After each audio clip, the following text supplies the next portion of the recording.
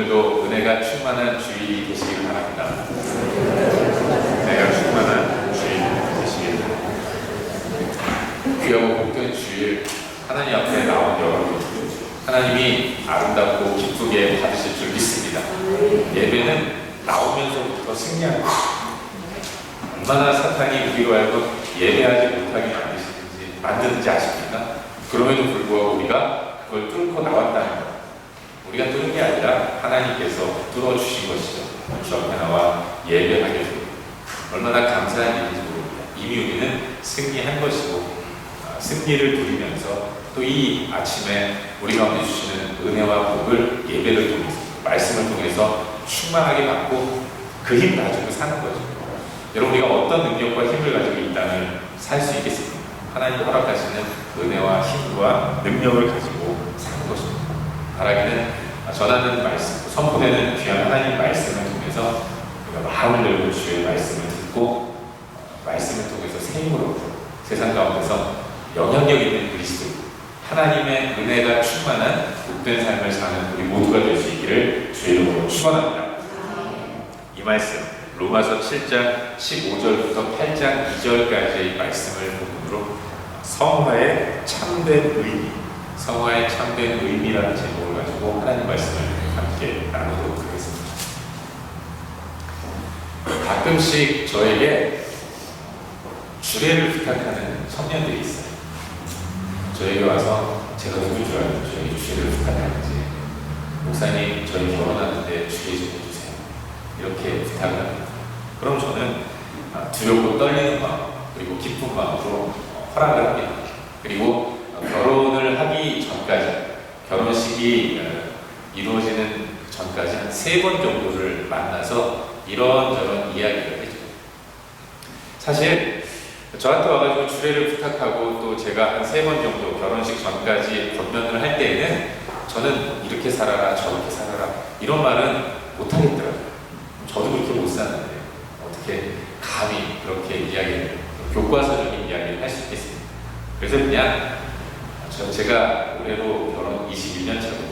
21년 동안 살면서 겪었던 일들, 또 실패했던 것, 또 좋았던 것, 이런 얘기들을 편안하게 들려주죠. 그러면서 권면을 하면서 이야기를 합니다.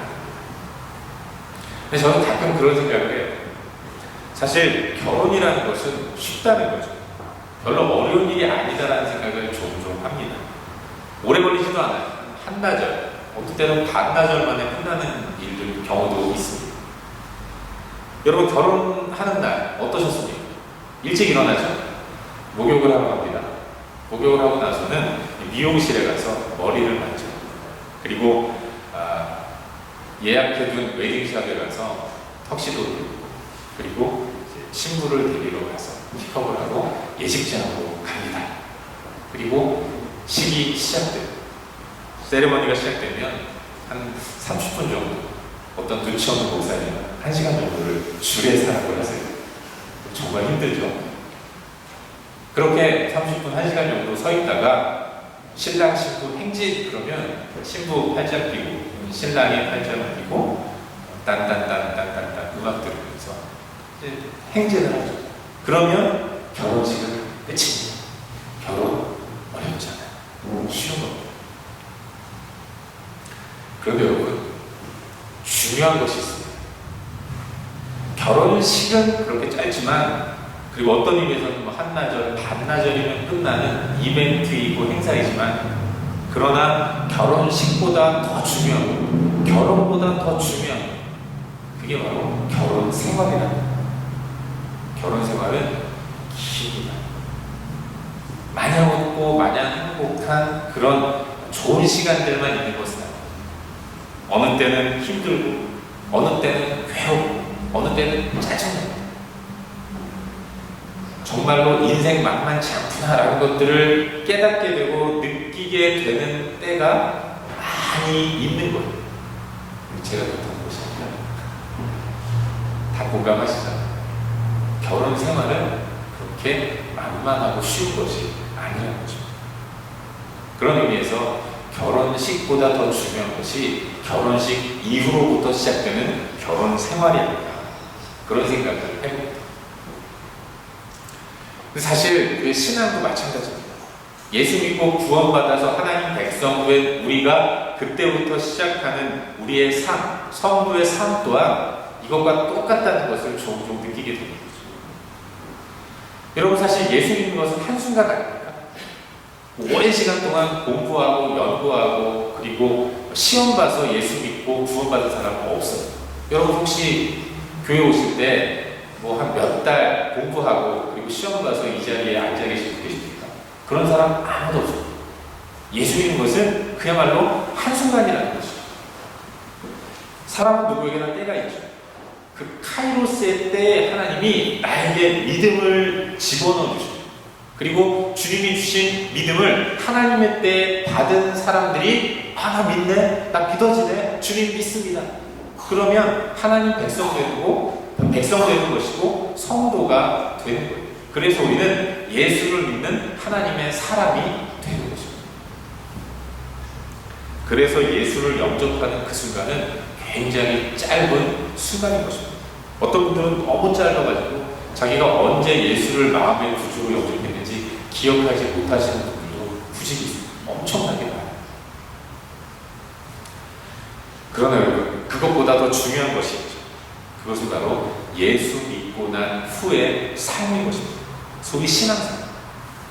예수 믿고 구원받아서 하나님의 자녀된 것도 역사적이고 굉장히 큰 일이지만, 그러나 더 중요한 것은 이제 이후로부터 시작되는 그런 예수 믿는 자의 삶, 성도의 삶, 이것이 어떤 의미에서는 더 의미 있고 더 중요한 것이 아닌가, 그런 생각을 해보게 됩니다.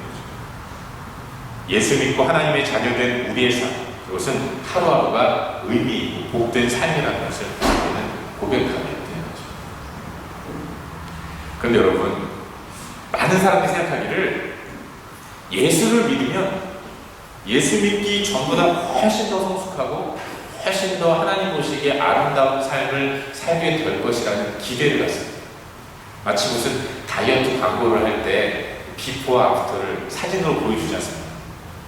그것처럼 믿기 전의 내 삶과 믿음 후의 삶이 완전히 180도 변화된 삶을 보일 거다라는 그런 기대와 생각을 갖게 된다. 하지만 그렇습니까? 솔직히 예수 믿는 우리 자신의 모습을 보면 나는 예수 믿고 하나님의 자녀됐지만 그런 내 삶이 예전과 비교할 때 얼마나 바뀌었나를 생각해보면 그렇게 많지 않은 그런 것들을 발견합니다.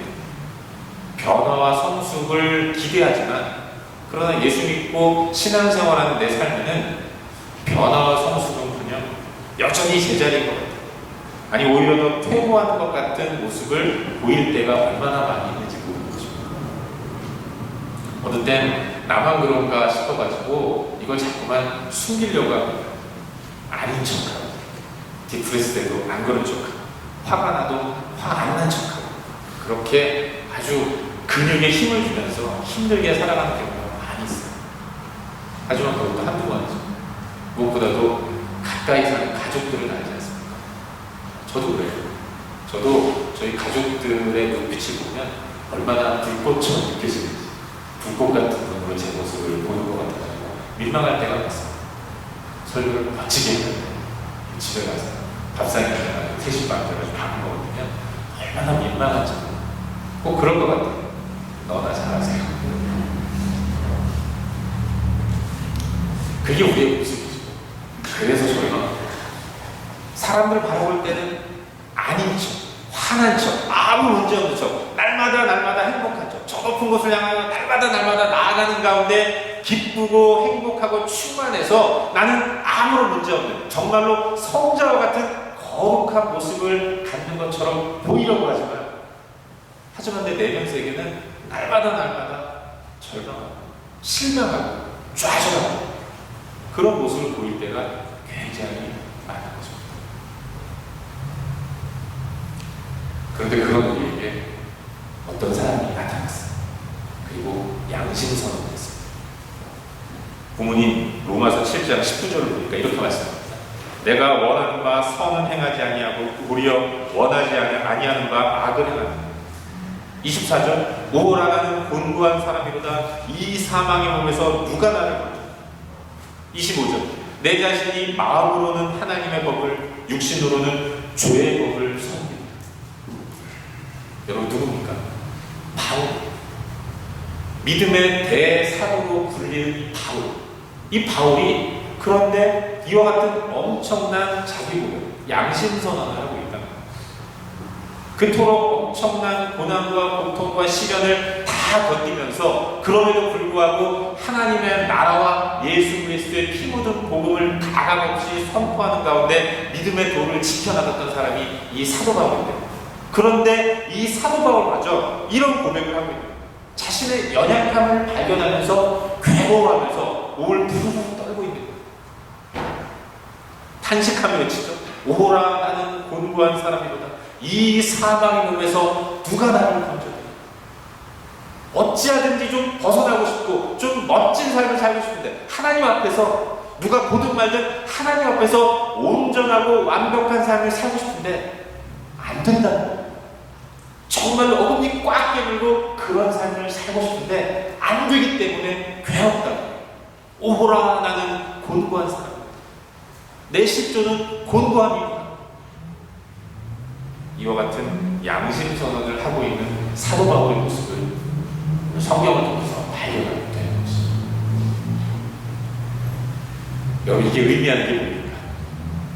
사실은 이게 바로 나라는 것입니다. 내 삶, 나의 삶 또한 사도 바울과 똑같다는 것을 발견합니다. 로마서 7장 23절 말씀처럼 우리의 내면 세계는 한 다른 법과 마음의 법이 치열한 싸움을 벌이는 전투의 현장이라는 거죠. 아니, 누군들 잘 살고 싶지 않겠습니까? 예수 믿은 여러분, 멋진 삶 살고 싶지 않겠어요? 죄를 끊고 정말로 이 단절되지 않는 나의 연약한 모습들을 완벽하게 해결하고 하나님 앞에서 정말로 멋진 그런 믿음의 삶을 살고 싶은 소망이 우리 가운데 다 있잖아요. 근데 안 되는 거예요. 그래서 내 마음은 날마다 갈등의 현장인 것입니다. 죄를 따르고 싶은 마음, 그러면 안 되는 마음, 이게 계속 충돌하는 거예요. 그래서 어떤 모습 보입니까? 안 돼요. 그러면서 어느새 나도 모르게 죄의 그 현장에 내가 서 있는 이런 모습을 발견하는 것이 우리의 모습입니다. 우리의 실존은 갈등이고 투쟁일 수밖에 없다. 그리고 또 한 가지, 위대한 믿음의 사도요, 온 인생을 걸쳐서 훈련에 또 훈련을 받은 사도 바울마저도 이런 고백을 한다면 결국 이건 그 어떠한 인간적인 노력으로도 변화와 성숙과 풍성함은 결코 이루어지지 않는다는 것을 의미하는 거죠. 우리가 아무리 애쓰고 아무리 수고해도 그래도 우리가 행하는 모든 노력으로는 하나님을 만족시킬 수 없고 하나님 허락하신 풍성함을 쟁취해낼 수 없다는 것, 우리의 힘으로는 그 어떤 것도 이룰 수 없다는 것을 깨닫게 해줍니다. 결국 우리 인간에게는 아무런 소망도 없다는 사실, 그걸 발견하게 되는 것입니다. 사랑하는 여러분, 예수를 믿는다는 것은 갈등의 연속입니다. 예수 믿어서 내 삶이 편안해지고 마음에 안정이 찾아오는 건, 그건 이 땅에 발을 딛고 3차원의 세계를 살아가는 우리에게는 늘 이상향의 모습, 현실의 우리의 삶은 날마다 갈등의 연속이고 투쟁의 연속인 것입니다. 많은 사람들이 예수를 믿으면 한순간에 완벽하게 변화되어서 성자의 삶을 살아갈 것 같지만, 그러나 오히려 내 신앙생활은 하면 할수록 더 추악해지고 더 소망 없는 나 자신을 발견하는 것밖에는 없는 것입니다. 언젠가 한 목사님과 이런저런 대화를 나눴는데 그런 얘기를 한 적이 있어요. 여러분, 세상은 처음에는 뭘 시작하면 그게 어눌하고 익숙하지 않아서 잘 못합니다. 하지만 계속해서 그걸 하다 보면 좀 늘어서 익숙해지고 그래서 좋은 결과물을 내는 거죠. 아니, 하다못해 뭐 골프를 쳐도 그렇고 낚시를 해도 그렇지 않습니까? 여러분, 저는 골프와 낚시를 못합니다. 아니, 안 해요. 왜 안 하는 줄 아십니까? 골프 치면 홀인원 할까? 낚시를 하면 물방 고기만으로 고기 막 건질까? 여러분, 제가 계속 골프 치고 낚시하면 많은 성적을 올리고 많은 물고기를 잡아가지고 여러분 가져오고 고기를 하나씩 딜리버리 할지도 몰라요. 근데 그런데 제비 붙으면 제가 목회하겠어요? 목회 잘하려고 안 하려고 합니다. 세상은 그래요. 뭐든 하면 처음이 어렵고 익숙하지 않아서 그렇지 하면 더 잘 되고 그래서 더 재밌어지고. 하지만 신앙생활은 안 그렇다고. 하면 할수록 더 괴로운 거예요. 하면 할수록 야, 나는 왜 이거밖에 안 되나? 그러면서 똑같이 사도 바울처럼 고백하는 겁니다. 오호라, 나는 곤고한 사람. 이게 우리의 삶의 모습이고 한없이 작아지는 나 자신을 발견하게 돼요. 그게 신앙생활이죠. 하지만 여러분, 그래서 우리에게는 복음이 필요한 것입니다. 나는 소망 없는 사람, 나는 이렇게도 해보고 저렇게도 해보지만 안 되는 정말로 구제불능인 연약한 존재입니다.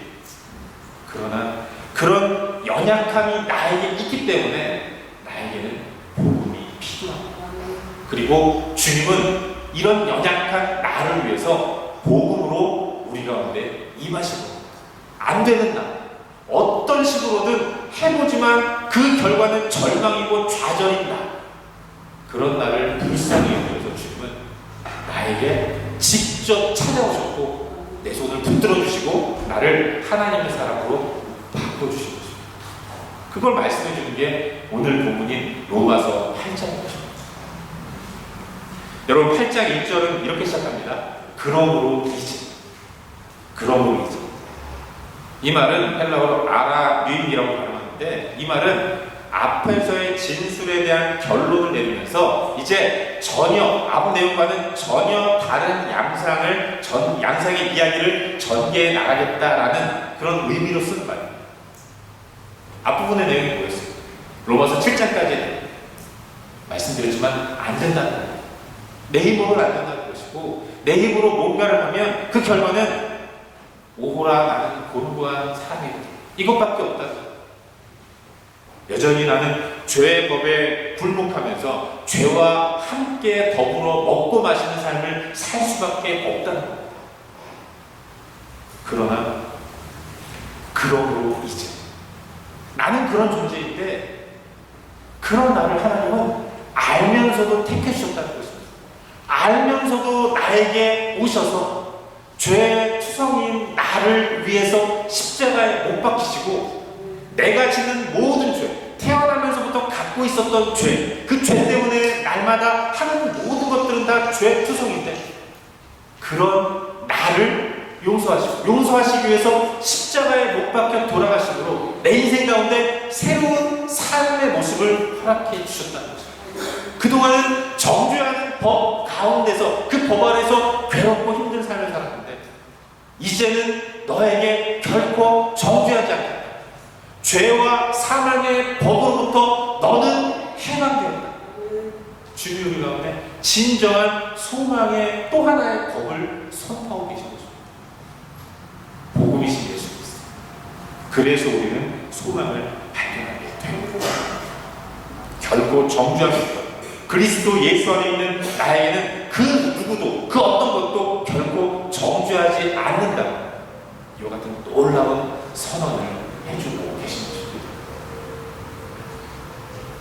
사랑 여러분, 예수 믿는 사람도 고르고 절망스럽습니다. 이것밖에 못하나 하면서 한숨을 쉴 때도 있습니다. 그러나 중요한 것은 절망의 상황 속에서도 소망을 발견할 수 있는 이유가 생긴 것입니다. 나는 여전히 이와 같은 연약한 삶의 모습을 가지고 살아가지만, 그러나 그런 나에게 참된 소망이 생겼다는 거예요. 그 소망이 누굽니까? 하나님, 예수 그리스도입니다. 죄 때문에 죽는 나를 그냥 끌어안으시고, 죄 지은 나에게 정죄의 화살이 날라올 때 나를 끌어안으셔서 나 대신 모든 화살을, 정죄의 화살을 다 맞으시고 나를 구원하신 예수 그리스도, 그 주님이 계시기 때문에 우리는 진정한 소망 가운데서 이전과는 다른 삶을 기대하는 삶을 살 수 있게 되었다. 성령의, 생명의 성령의 법이 우리를 해방시키셨습니다. 여전히 나는 연약함 가운데 살아가지만 그 연약함 때문에 정죄받지 않는 새로운 삶의 모습으로 나아갈 수 있게 되었다. 이 복음 때문에 우리는 진정한 소망을 갖게 되는 것입니다. 우리는 이걸 믿으면서 그 새로운 소망과 삶의 풍성함을 허락해 주시는 예수 그리스도, 그분을 찬양하는 삶을 살아야 하는 것입니다. 믿는 우리의 삶을 풍성한 삶이라고 해요. 이 풍성함은 내가 멋진 삶, 괜찮은 삶, 성숙한 삶을 통해서 이루는 것입니다. 하나님이 허락해 주십니다. 그리고 그 풍성함을 허락받은 우리의 마땅히 있어야 할 삶의 모습은 풍성함을 허락해 주신 주님께 감사하면서 주님께 주목하는 것, 감사함이 넘쳐 흘러서 조금이라도 주님 기뻐하시는 삶의 자리로 나아가는 것밖에 없는 것입니다. 안 되면 또다시 다짐하면서 주님께 주목하고 주님을 찬양하는 삶을 살아야 합니다. 그런 삶이 우리에게 주어진 새로운 삶이라는 사실을 믿으시기 바랍니다. 오늘 설교의 주제가 성화입니다. 성화. 성화란 말 그대로 거룩할 성자의 되를 화자, 거룩하게 되어집니다. 여러분, 예수를 믿으면 우리는 성화되어 믿는 우리에게 반드시 따라오는 것이 성화예요. 우리는 거룩하게 변화되는 것입니다. 그런데 냉정하게 우리 자신을 보면 정말로 내가 변화되는 게 있는가 생각하면서 절망할 때가 많아요. 저도 그렇습니다. 저는 제가 많이 변할 줄 알았어요. 목회 초년병 시절에는, 전도사 시절에는 목사님을 바라보면서 나도 목회 한 15년, 20년 하면 저렇게 훌륭하게 변화되겠지, 이런 기대의 마음을 가지고 하루하루 매일의 기대를 마음에 품고 오늘의 실수를 무마하면서 살았습니다. 그리고 이제 25년, 20년 됐습니다. 그리고 제 모습을 보니까 내가 그렇게 변화된 거예요. 별로 그런 것 같지 않아요. 시간이 가면 갈수록, 목회를 하면 할수록 더 성숙해져서 사랑도 많이 하고 입에서 나오는 모든 노래는 다 찬양이에요. 혈기도 없고 그리고 짜증도 없고 늘 감사만 넘친, 실수도 안 하고 그런 삶을 살게 될 줄 알았는데 시간이 지나고 나서 제 모습을 보니까 여전히 제 안에는 혈기가 남아있고 사랑도 부족하고 신앙적으로 유치한, 정말로 변화되지 않는 내 모습을 발견하게 되는 거죠. 그렇기에 바울의 고백은 얼마나 반가운 고백인지 몰라요. 바울도 그랬다. 그걸 보면서 소망을 갖게 된 것 아니겠습니까? 여러분, 진정한 성화란 무엇인가? 성화는 뭔가 나이스해지는 게 아니에요. 신앙생활을 완벽하게 잘 해내는 게 성화가